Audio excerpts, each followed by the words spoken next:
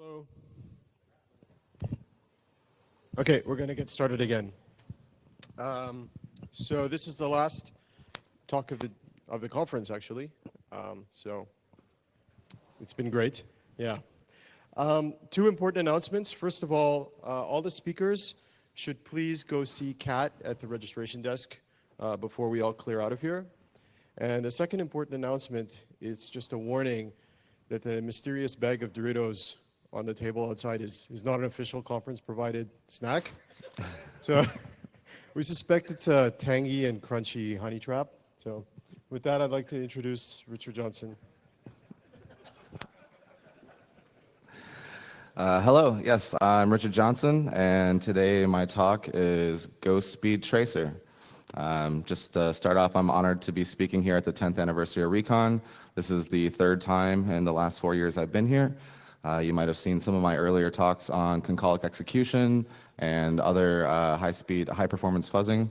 And this talk, we're going to drill a little bit further down into the tracing engine design, as well as some of the background that has taken us from 10 years ago, early explorations into evolutionary testing and genetic algorithms as applied to fuzzing, and how we've arrived at modern toolkits like American Fuzzy Lop and things like that.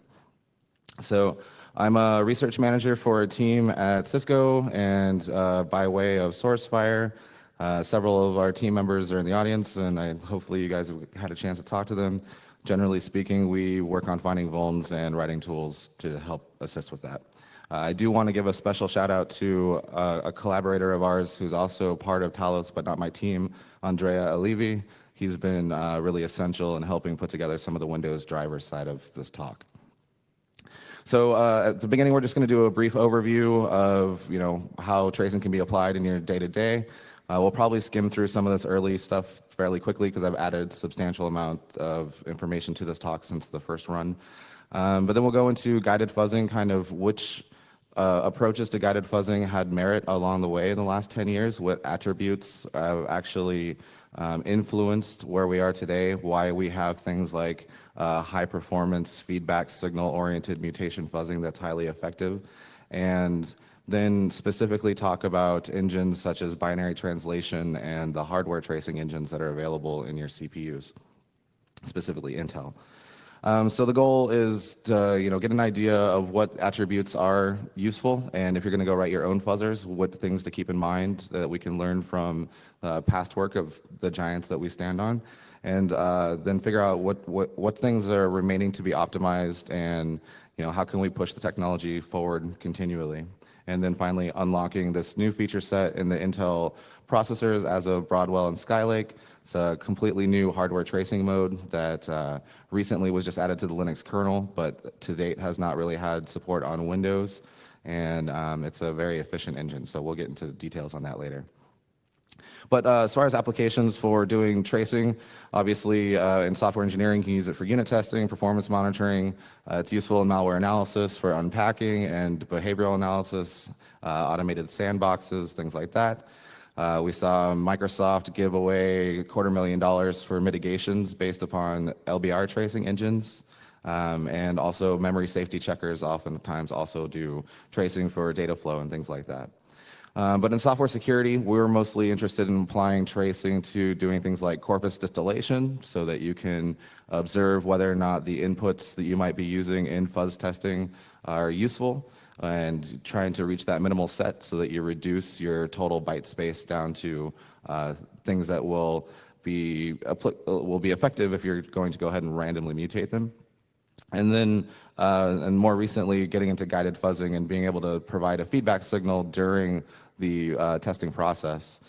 And of course, in post-crash analysis, tracing will allow you to do things like recover data flow and try to automate some of the root cause analysis of the crashes that are occurring. And we've released tools previously that did some things like that. In my talk a couple years ago, that was about the Sage clone, and then some other tools written on top of BAP that do slicing and forward symbolic execution, things like that. And then most recently, interactive debugging. GDB now has some hooks into the Linux perf subsystem so that you can turn on some of the tracing features that are available. And so when it comes time to do your crash analysis, you have a trace log there. So if you have a corrupted stack, for example, you can simply reference the trace, which is a complete recording. And so those are just general applications. A lot of people have written tracing engines that are kind of a higher level hooking style tracing at function levels and API level things. Last year, Alex's talk was really amazing on the esoteric hooking engines. It was fantastic if you haven't seen it. Obviously, his talk today was also great. But it influenced me quite a bit, and actually I wrote a hooking engine that is built upon the Nirvana, or upon the app verifier stuff to help launch some of this trace engine logic as well. But in general, we know there's things like the ptrace interface, debug engine. I mean, this is REcon, so I don't have to go into detail there. In binary instrumentation, we see things like compiler plugins that are efficiently able to interleave callbacks into functions or blocks via GCC or LLVM. And then we've also probably been familiar with things like Valgrind over the days, Dynamo Rio, Pin, more recently Dynast. We released some tools based upon that, which is static rewriting. And we'll go into detail about the benefits and kind of the internal design of some of these engines so that we can understand why is Pin and Dynamo Rio, what's the performance differentials, what were the decisions that were made that determine whether or not a DBI is actually performant or not.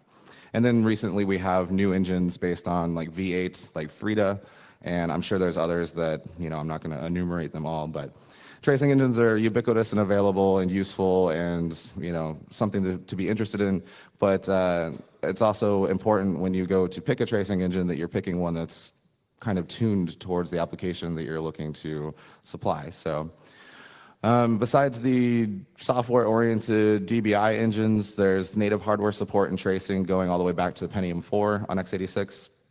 And even before that, if you count the single step and breakpoints. But I'm sure that we've all done a little bit of interactive debugging, so we've seen single steps and breakpoints. Maybe you've seen back in the process stalker days, or even at CanSec this year, discussion about the branch trace flag, which is just a simple couple of bits that turn a single step into an actual branch step. Last branch record is a functionality in the CPU that is essentially a set of spill registers that allow you to, whenever you do a branch into a call or a branch within your logic, it will actually pop the last branch location into a set of dedicated registers. Branch trace store is an extension on that, and that will take those registers that are and push them into a cache, which then you can retrieve later as well. And then the latest things that I'm going to talk about is Intel processor trace. And then there's ARM core site, which was discussed a bit the other day. So before we get really deep into the internal architecture of tracing engines, let's just take a kind of walk through guided fuzzing and how we've got to where we are today. Can I get a quick raise of hands if you guys, anybody in the audience has used American Fuzzy Lop or Hong Fuzz or Jared DeMott's EFS back in the day, anything like that? Got maybe a quarter? Okay. So evolutionary testing was originally white box testing done on source code, typically for high critical systems that needed safety against failure, including denial of service and things like that. And the source code allowed them to do a prior analysis of the graph and do things like static analysis that determined areas that might lead to exceptional conditions.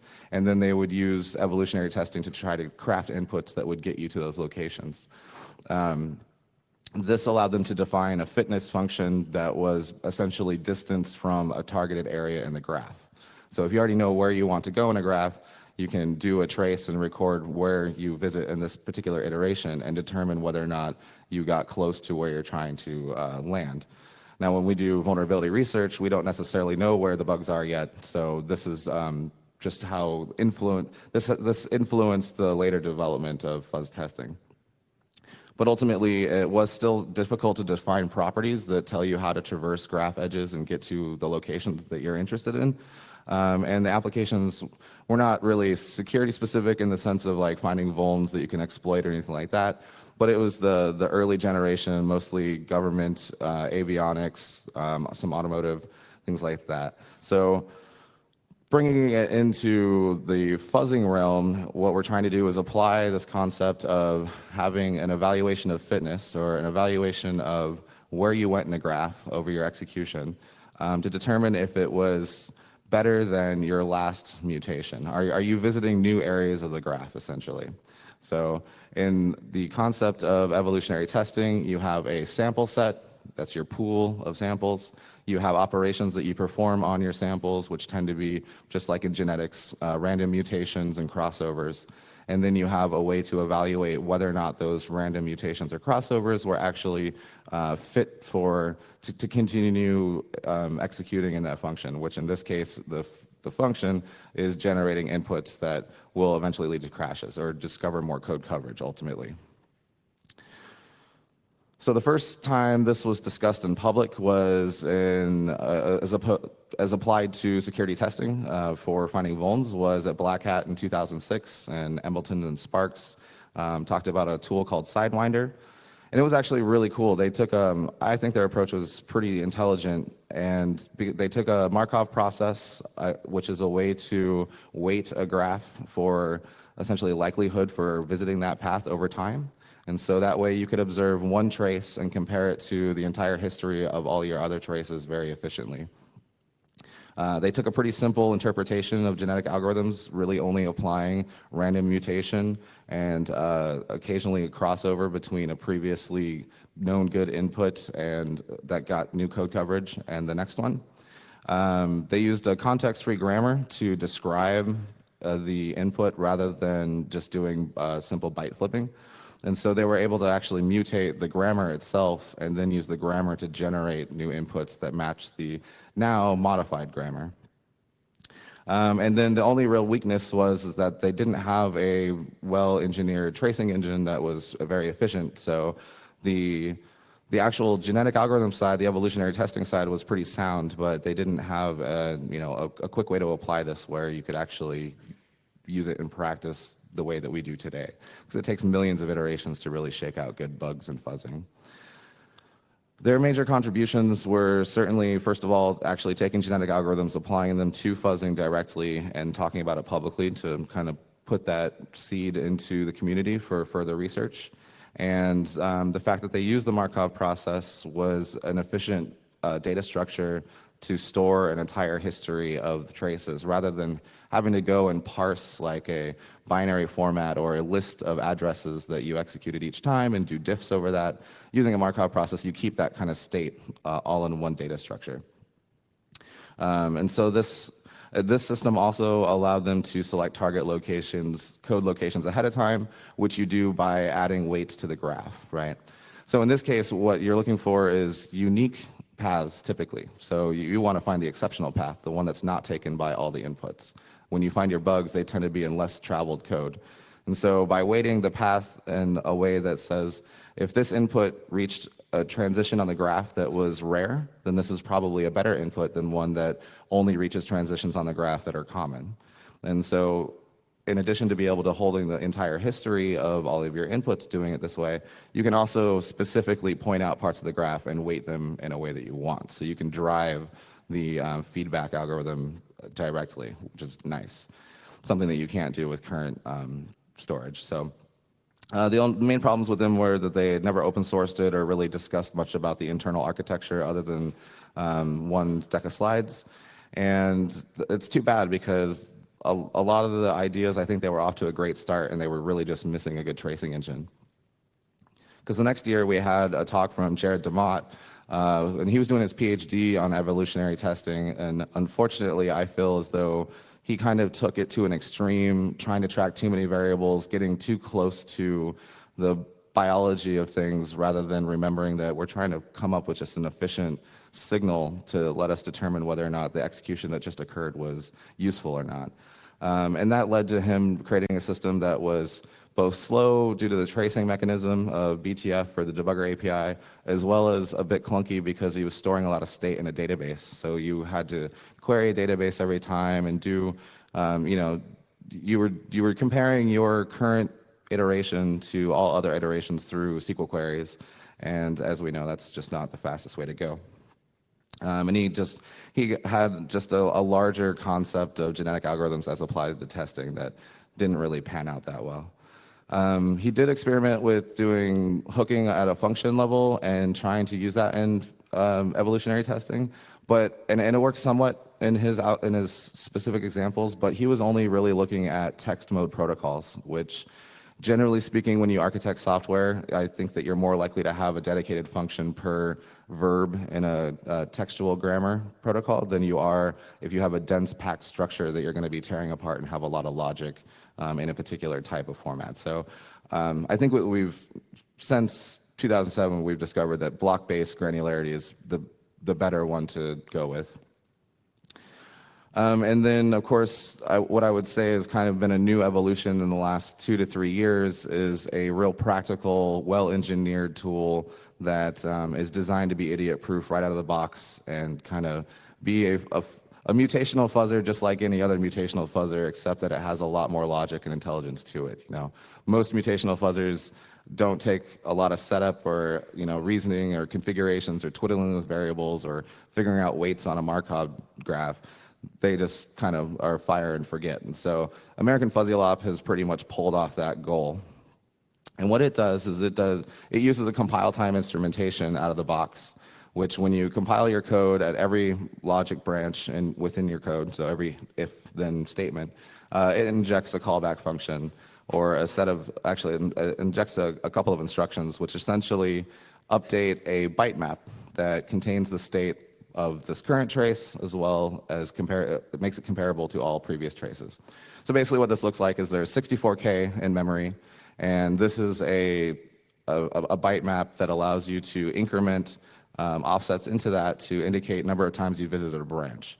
The way that you determine what the offset into that byte map is you take your previous block ID and your current block ID, you XOR them together, and then modulus 64K, that's the offset into the byte map, and you increase it every time you take a branch at that offset. And so basically what it lets you do is very, very efficiently, with just a couple of instructions, encode an edge transition just by using a byte array. And then you can also keep this byte array, keep appending the current bytes in this array to a total historical, like a global array that shows your entire corpus coverage, essentially.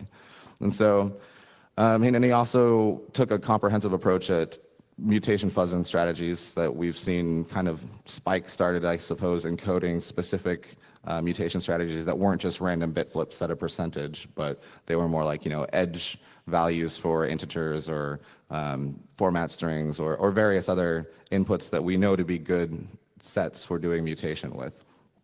So in general, in its dumb mode, it's already just a good mutational fuzzer, and then it adds this feedback mechanism through a compiler plugin that tracks the code coverage via these edge transitions that are encoded into a byte map. And ultimately, it's the first practical high-performance guided fuzzer that's available to the public.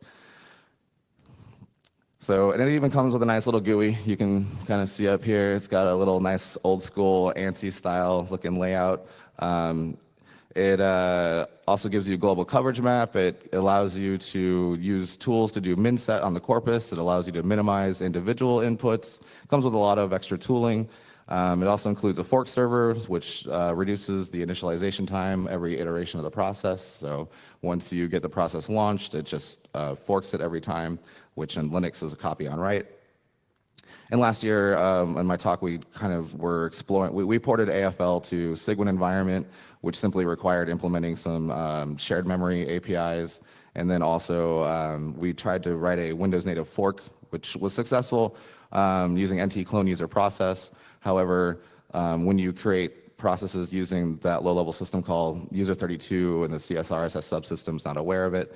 And so you're limited to fuzzing, essentially you're limited to fuzzing code that you compile yourself, because in Windows, almost everything is linked to user32. So turns out that that wasn't exactly the best approach in the end, which is why I got interested in looking at other tracing engines and Intel PT and things like that. So But American Fuzzy Lop certainly has added a lot. It's had a ton of contributions. The persistent mode fuzzing is another one where essentially you can add annotations to a function and it will be able to restart at the beginning of a function, and you give it a little cleanup logic as well. And so it'll launch the program and just do in-memory fuzzing essentially, which there hasn't been very many tools out there that are just kind of ready to go to do that prior to AFL. In the last 2 years, we've seen LLVM come out with libfuzzer, and we've seen some other things that accomplish the same goals, but American Fuzzy Lop really did guide the way in that direction.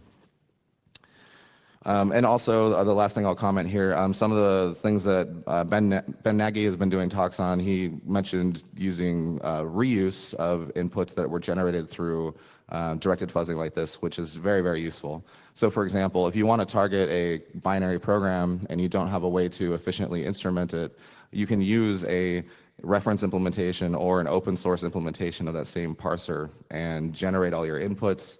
This will save every unique file that went somewhere interesting or unique on the graph. So every input will be exploring a new part of the graph of your target under test, meaning that it probably has new features, or it exercises loops longer, or it's doing something interesting. And so each one of those inputs is saved for you, and then you can go reapply those inputs to any other parser of that format. And a lot of fuzzers actually don't do that, even other guided ones. Some of them only, when you're doing evolutionary testing, the fitness function leads to what's called the elite sample, and oftentimes they get rid of all the other ones. American Fuzzy Lop keeps them all for you. So the observations here is if you're going to write, well, number one, American Fuzzy Lop is a pain in the ass to actually hack on yourself. It's not a modularly written system or anything like that. So, if you want to write your own fuzzer and take some attributes from it, obviously keep it simple, stupid actually still does apply to fuzzing, even when you're getting into more technical approaches to it. Performance does need to be a priority. I mean, it's a first-class function of finding bugs if you're going to use mutation. The more iterations you can do a second, the more likely it is that you're going to stumble upon that input that will actually lead to a crash. And so source instrumentation really can't be beat. There's a lot of reasons that it's more performant than doing dynamic binary instrumentation or any other type of tracing. But obviously, there's a lot of software out there that we can't apply that source instrumentation to because we don't have the code. And so we'll talk about some engines that we worked on that kind of augment that so you can do binary stuff. But it's simple to use, finds tons of bugs. It actually fostered a user community because it was efficient and because he did a good job of kind of keeping track of a bunch of high-profile bugs. And I guess being at Google, they were able to scale it up a bit and actually apply it significantly and find a whole bunch of stuff. And last year, when shell shock was happening, as soon as shell shock kind of hit the web, he found 4 or 5 different variants within, I think, a couple hours or a day or something. So it's pretty cool if you actually have an idea of an area of code that you think is weak anyways. You can take a trigger for a previous vuln that's been patched and kind of let it go, and it will explore areas around that as well because of the feedback mechanism. I would call American Fuzzy Lop the current state of the art for mutational fuzzing and feedback fuzzing. There are new tools that are coming out. HongFuzz just added guided fuzzing last year as well. If you're not familiar with HongFuzz, it's another Linux or POSIX portable fuzzing engine. It's previously was pretty much just a mutation engine. It's from Robert Swiecki out of Google as well. But he added wrappers to interact with the Linux perf subsystem, which itself wraps all kinds of hardware counter-oriented feedback, as well as now it has wrappers for doing BTS and Intel PT, which we'll get into later. And also, this was an example of one of those fuzzers that added some logic for doing tracing and feedback, but he didn't keep an entire corpus. He recently added a Bloom filter to determine whether or not he's generated that input before, so it kind of skips some of the cost, but the nice thing about it is that it can operate both in a binary mode as well as a compiler instrumentation mode, and it works pretty much everywhere that has some form of POSIX support. The latest fuzzer that's kind of in the guided fuzzing direction is Coronzone, which was discussed at Zero Nights last year from ArgP, I believe, and some of those guys. And I would say the main benefit to this one is that it adds some serialization capabilities and some knowledge about not specific data structures in a format, but general structure like container formats. You know, is this a block-based type of format, or is this a file system type of format like OLE structured storage, or you know, is it hierarchical and things like that.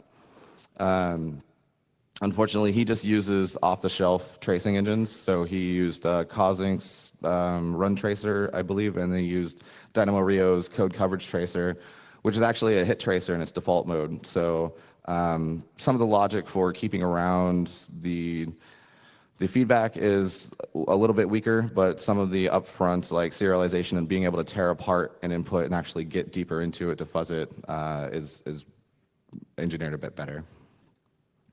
And then there's all kinds of other guys that have done similar things. AutoDafe was probably one of the earliest fuzzers that tried to add in some memory tagging, so you kind of had a concept of whether or not you may have tainted this specific API.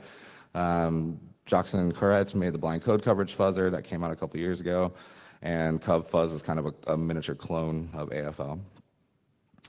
But so the whole point of kind of doing that little review is, you know, what are the attributes that we want to pay attention to if we're going to write our own fuzzing engines?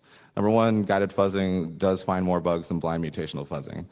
To do guided fuzzing, you need a fast tracing engine with block-based granularity. And not only that, you need a fast logging mechanism so that you're not diffing lists of basic blocks. You need a way to store in data, a very efficient method to compare a current run against the history of all other runs. And that's pretty much what AFL and Sidewinder had contributed. And then I learned from Jared DeMott not to get overly complicated in designing and adopting your evolutionary testing. Try to keep it as minimal and as efficient as possible so that for the amount of data that you're recording and dealing with, you're getting the most efficiency of return so that you can continue to find bugs as quickly as possible. So, and then the other things that we would like to see is, you know, portable code. Almost all this stuff is written for Linux. Very few people set out for some reason to write an evolutionary testing fuzzer for Windows. So we're working in that direction. And, you know, just idiot-proof stuff, helper tools, which you can pretty much use already anyways, and the grammar detection type stuff that Coronzone has added. So let's talk about binary translation, because this is a fun topic I enjoy. So binary translation is essentially a JIT for native ISOs. And it's actually been applied across ISO before, back when there was big iron Unix. But modern times, we pretty much see x86 to x86 JIT. And in rare cases, you'll see x86 to x64 JIT that uses the extra register space to do things like memory tracing. Matthias Player has some stuff like that. But in general, what you're doing is you have a custom loader. So you replace the Linux linker with a preloader that loads the binary in itself. And as it loads it, it's able to, as it discovers code, when you execute it, it copies it into a code cache. And as it copies it into the code cache, various DBI engines allow you to instrument that code and you know, insert either callbacks or instructions directly. And then it links these blocks into what they call traces, which is essentially a series of basic blocks that are executed within the structure of a graph. Like if you have a back edge, then that begins a new trace, the destination of a back edge. Or if you have a call, you know, a far branch, then that begins the execution of a trace. But if you have a series of branches that are executed, you know, in a larger graph structure, then that will be an individual trace. It's kind of like a single path throughout a larger function, right? So all the performance comes from the way that they load the code into its cache and how they generate these traces. Originally, the whole point of doing the trace generation is to determine which paths are executed most commonly, and then try to optimize how those are arranged in memory so that they're more attuned to the native requirements of your hardware, like your L2 cache, and to avoid things like branch misses and keep your TLB. Like if you're executing the same trace over and over and over in a loop, then you want that all to be resident and not spread out in the code. And then so this originally came out of HP, and then some work was done at MIT to expand on it. And those guys started a company called Determina, and now they're at VMware, and that's how we ended up with open source Dynamo Rio. On the pin side, that was the Intel guys obviously doing something similar. And there's ongoing work in this space right now. There's still papers and patents and research happening, especially at VMware. The advantages of binary translation is that it tends to be supported on most mainstream OSs. You could pick, Pin or Dynamo Rio or Frida and run them on Windows, Linux, OS X, maybe some BSDs. And they're faster than the traditional hardware tracing mechanisms, because until recently, the cost of adding special functionality into a processor seemed to exceed the need for doing good diagnostics. So a lot of the tracing engines that were available were slow or clunky and not really efficient enough for doing online testing like we want to do. And then they can easily be targeted at certain parts of code. You're working in software, so it's just much easier to turn on and off the tracing functionality. They have built-in hooking engines, so you can hook certain APIs and delay enabling your trace, things like that, as opposed to programming low-level hardware interrupts and MSRs. But of course, they do incur a performance overhead, and this is mostly architecturally, because this loader that gets added in there, the thing that's copying the code from the native map into the code cache that's actually executable, that is essentially a whole extra layer of context switching. And due to that fact, it essentially, rather than just have a context switch that goes whenever you need I/O resources, now every time you discover a new piece of code, you're getting a context switch. And this incurs a high cost because, again, code locality, this code is unlikely to be directly in your cache already, and so you end up getting a fairly massive overhead due to that. Also, just as a thing that I've observed, the ISA compatibility is not guaranteed, right? So we would assume that maybe Pin would be pretty darn close to what's actually in the silicon for Intel, because that's using the Z disassembler on the back end. But we have no guarantee that it's supporting the latest feature sets. And we certainly don't have any guarantee that Dynamo Rio or Dynast or any of the other engines are at one-to-one parity with the native ISA. So if the tracing that you're doing needs to be exactly precise to what the hardware is doing, then you might run into some pitfalls using a software-based translation engine.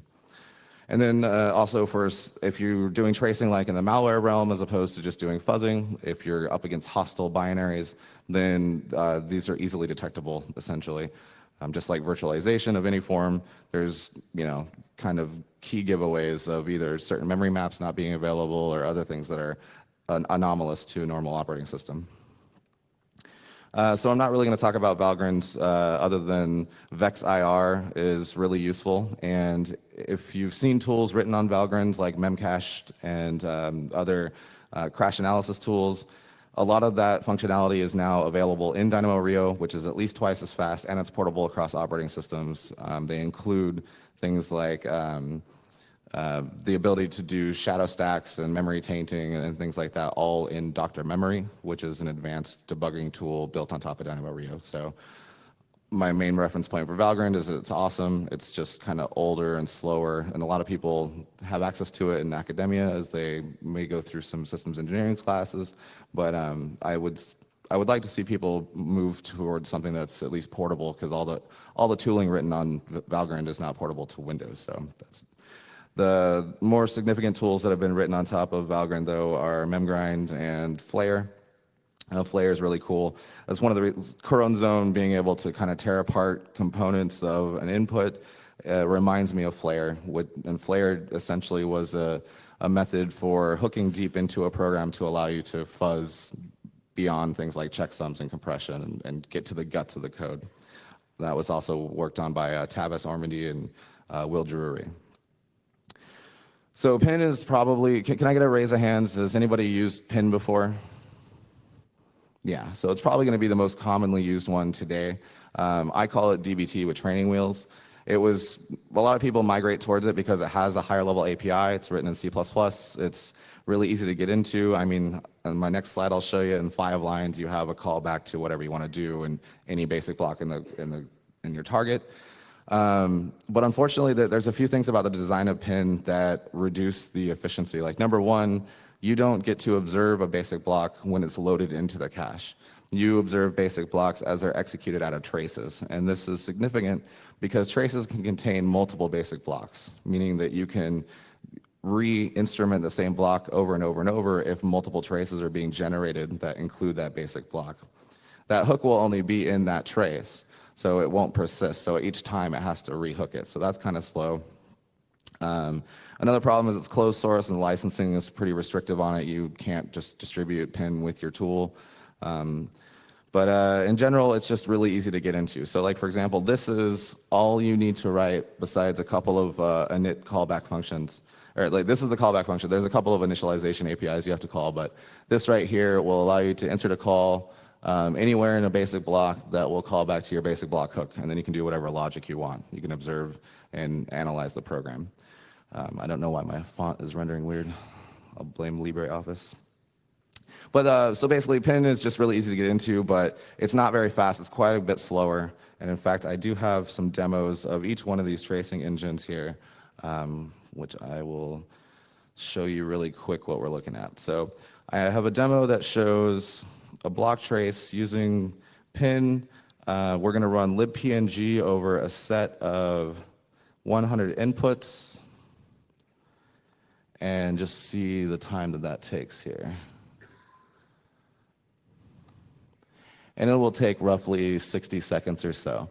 But all we're doing is we're running the default libpng PNG test functionality, which just kind of parses these PNG files real rapidly. And essentially, the reason that pin is slightly slower is that it's not able to inline your functions directly. In theory, if you don't have any conditionals in your analysis function, it will inline them. In practice, I think that it's very conservative in doing that. So it doesn't allow you to do interleaving of instructions. It doesn't allow you to do register liveness checks and actually instrument the AST. It's more or less just doing callbacks out to your hook function. So this should be about done here. But you'll visually be able to see the difference between this and the next demo anyway. So I'll just cut it short so we don't go over.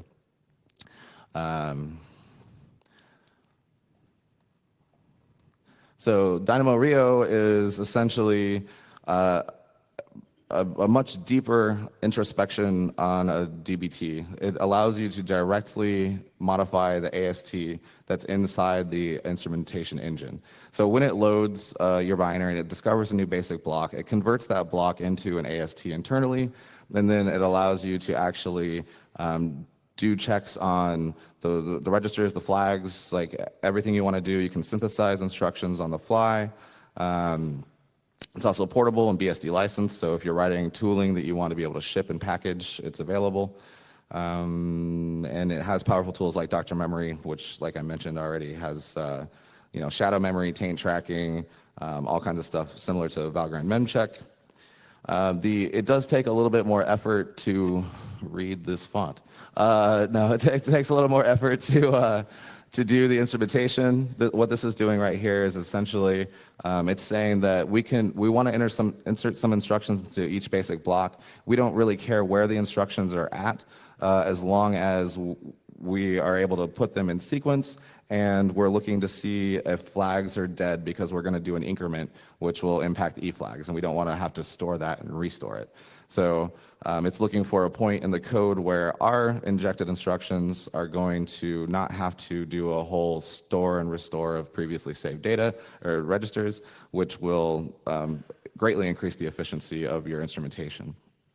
So it takes a little bit longer. This is the first part of the function. That's the second part of the function. And I'm going to open source a tool that actually is a full-fledged block tracer for you. I can show you an example of this one too. It's like visually much faster.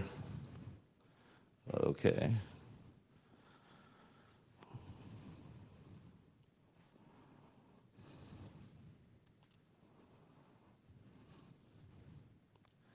So this is the same exact test. As you can see, it's much, much faster. It's literally not doing anything else other than being more observant about where it's adding its hooks in, and it's in line. Functionally, it's doing the exact same amount of work, and it's obviously, this one took 11 seconds, the other one took over a minute. So just by using the right platform and doing just slightly more work on the front end, you can have a much faster tracing engine. But that's not all. We we have Dynast next, I believe. Yeah, so Dynast is a really cool platform. It comes out of, University of Wisconsin, Madison, and University of Maryland. Actually, Barton Miller is the head of the research group behind it, who coined the term fuzzing to begin with. So that's kind of cool, just a coincidence there. But basically, it's the only open source platform that allows you to do static binary rewriting, as opposed to only being able to do runtime based hooking and injection. And this is really critical. Once again, it all has to do with code cache and code locality. But by being able to rewrite your instrumented binary back to disk, the operating system's advantages of doing things like copy on write when you fork, and being able to have all the code serialized into one blob of data rather than having it being dispersed and allocated on the heap and not be local in its cache makes a massive, massive difference. It's a little bit harder to write tooling for. It does have an online mode that only allows you to do callbacks. It has a whole bunch of APIs. Like before, my tagline for this was, it was the kitchen sink of dynamic instrumentation. But really the most novel thing is that it allows you to do static rewriting. And we use this all the time. And when we test commercial software that has binaries available on Linux, this is our go-to tool. And we released a plugin for AFL directly that allows you to use Dynast. So you just rewrite the target binary once, write it to disk, and then you can use it with AFL. And it has only about a 30% overhead. So if you've used the QEMU plugin, or the QEMU binary trace mode for AFL, it has a really significant overhead. Dynast is actually super, super performant. And we'll show you, oh yeah, and of course, building Dynast is NP hard, so don't try it yourself. There's like a whole bunch of dependencies, and you have to like figure out which ones should come from the vendor, which one you should compile yourself. It's a pain in the ass. But I uploaded a Docker file, so you can just either run it in Docker or copy out the instructions for yourself. To write the plugin, they have a number of APIs. This one is the binary patch API. And you essentially just iteratively walk the graph, find your blocks, and so on. You can reference this code later. It'll be available. Let me go ahead and show you a demo of that one.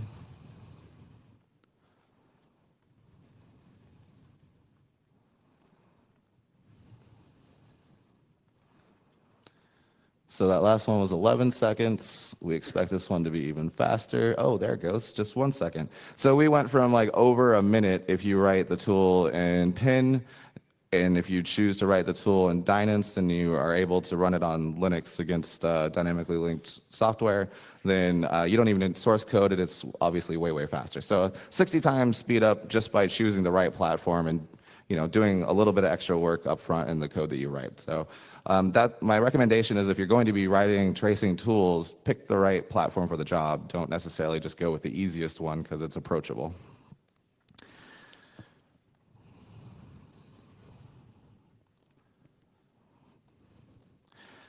So if you're going to use dynamic binary translation, the tips that I can give you is that, first of all, you only need to instrument indirect branches. There's no real point in instrumenting direct branches, so that's an easy cost savings. You can delay instrumentation until the input is seen. If you're using this for fuzzing, we typically know that we're either have a file or network-based input. You can delay until that occurs. So if you can't isolate a library, or you don't have a lightweight console application wrapping the logic, then you can at least wait until the program is initialized before you actually go into your heavyweight tracing. You can also limit to the threads that access the data. If you're targeting a larger application, typically one thread will be the one that's reading in the data and parsing it into data structures and then handing it back to the other threads. So you can isolate that. Some of the APIs have if-then-else logic built in statically, which will handle inside their code cache a much more efficient way, rather than putting conditional logic in your analysis itself. Avoid the trampolines. They're very, very slow compared to being able to serialize and synthesize instructions directly into a block. And inject a fork server if you're repeatedly executing it. We have a tool which I call TurboTrace. It's actually not on GitHub yet, I don't think, but it's generic. If you have a corpus that you're executing the same tool over iteratively, it injects a fork server and gives you about a 30% speed boost as well. I demoed that last year. So let's get into the hardware tracing section. I don't know how I'm doing on time. Okay. Shoot. So essentially, CPUs come with hardware tracing. They have a performance monitoring unit. It exposes things like counters and sampling and things like that. There's a guy at Intel that wrote this PMU tools toolkit. It's cool to experiment with. I'll just leave that to the user because I'd like to get to some of the more important stuff. When you program a CPU, when you enable hardware tracing modes, essentially what you're doing is you're going to be configuring model-specific registers. These are registers that are not exposed to you in user land. These are only available in CPL0, root kernel mode rather, and they're entire instruction sets that are designed to turn on and off special feature sets that are in the CPU. When you program them, essentially what you're doing is you're setting up interrupts so that the CPU can notify you when events occur after you've set these flags and bits, maybe given it pointers to buffers and so on. You set up an ISR so that it can tell you, okay, your buffer is full. Now you might want to copy this from your kernel driver into user space and so on. I'm going to kind of briefly go over some of the basic stuff here, let you reference it later because I do want to get into the newer stuff before I run out of time. Single stepping, we all know it, slow. Branch trace flag is just a mode of single stepping that steps on the branches. Reference K2's talk from CanSec if you want to know more about that. There is a specific MSR register that has a number of flags that you see here. Each one of these enables different types of tracing modes that were kind of the traditional. So on the top you have the LBR, which I'll show you a diagram of, the branch trace flag, branch trace store, which is the cache for doing branch tracing in the old mode. Branch trace store essentially allowed you to pass a structure that says, here's the base of my buffer, how big it can be, whenever I want to be interrupted to be told that it's full.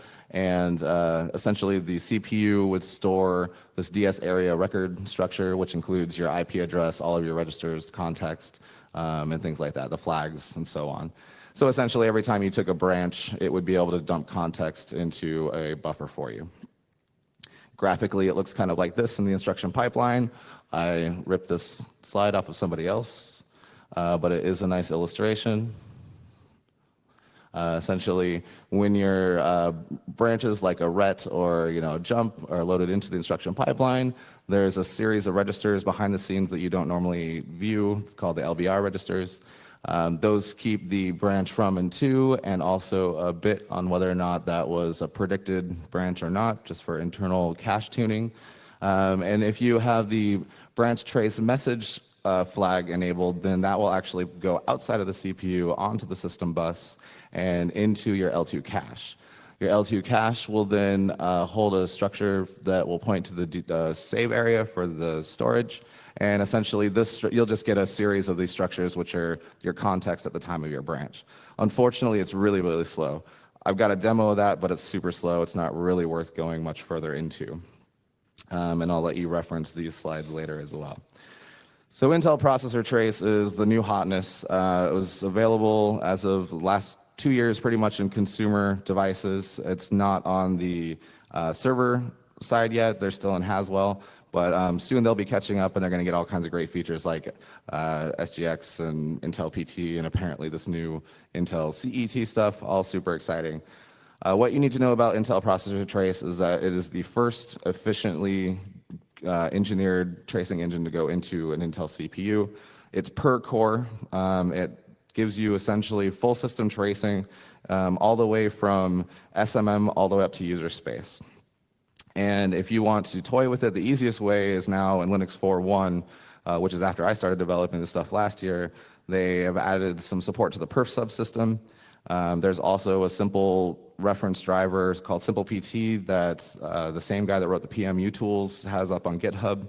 And there's some support in Intel vTune System Studio, but it only allows you to do it in remote, like slave debug mode, which doesn't make a lot of sense to me. And then as of today, we have a working Windows local host hardware supported tracing engine.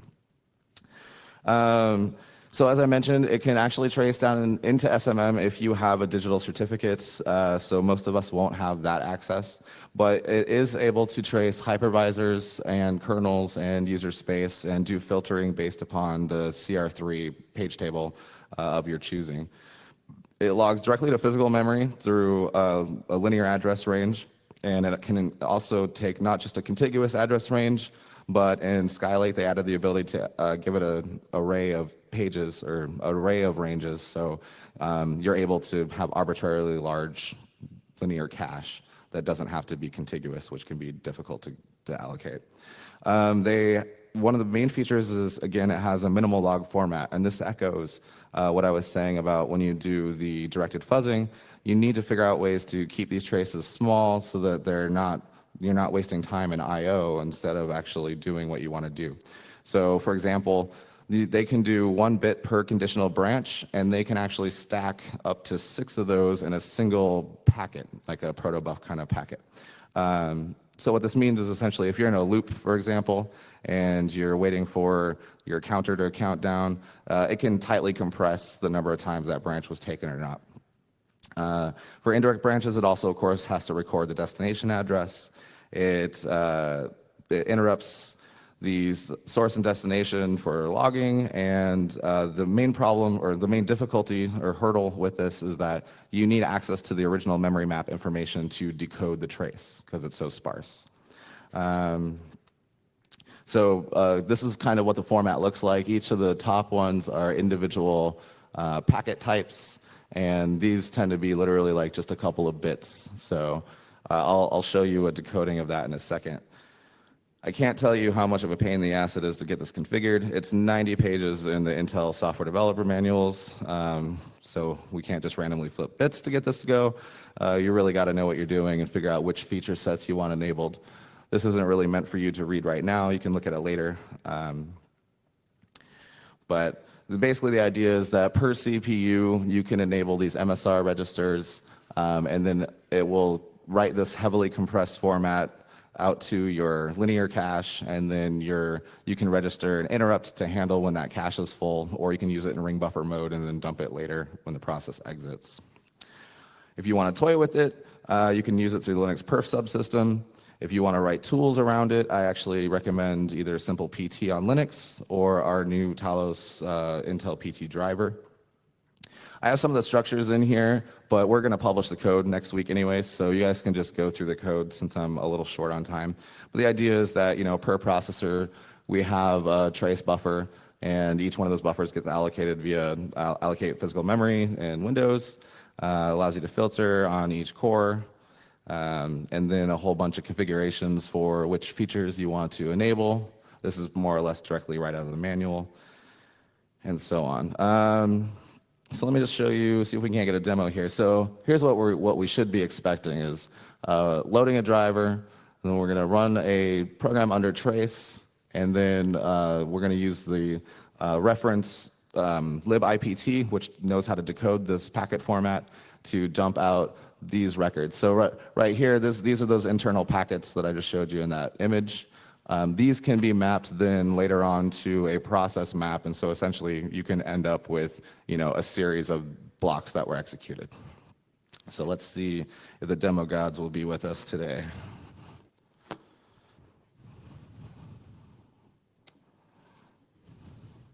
And once again, all this code, I have implementations of every engine that I've talked about today. All this code will be open source and up on GitHub in the coming week or two. I go directly from here to HushCon East, and so after I get back from that, I'll just do a final tuning and upload them for you.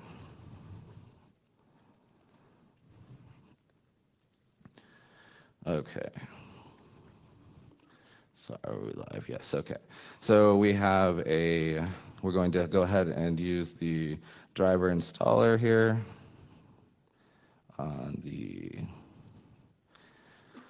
Windows PT driver.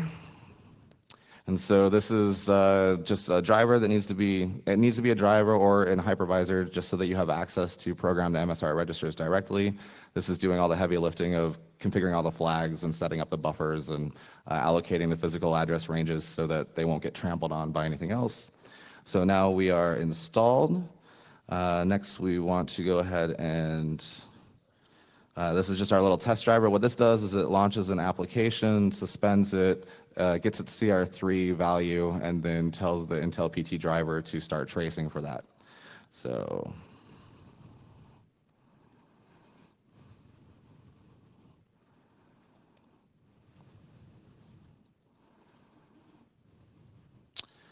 this is our little test here.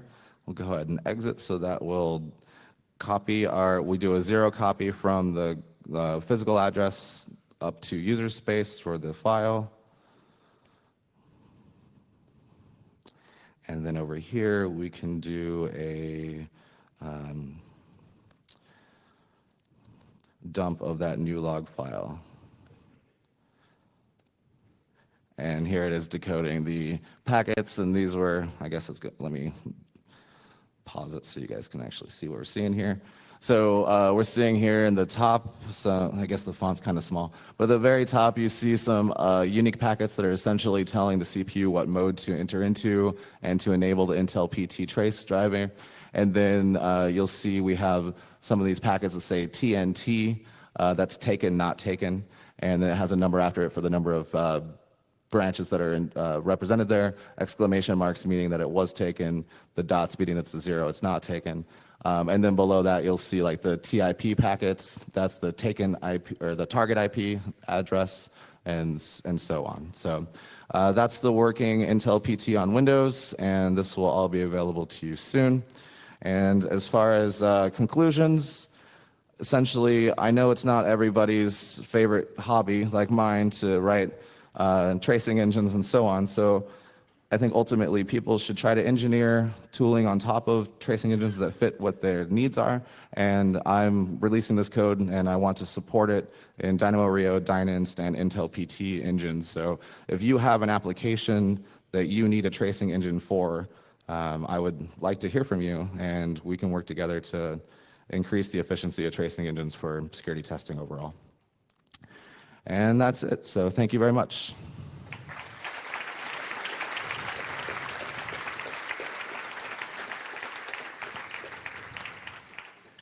We might have time for 1 or 2 questions. Is it 1 or 2? Sam says we can have 1 or 2 questions.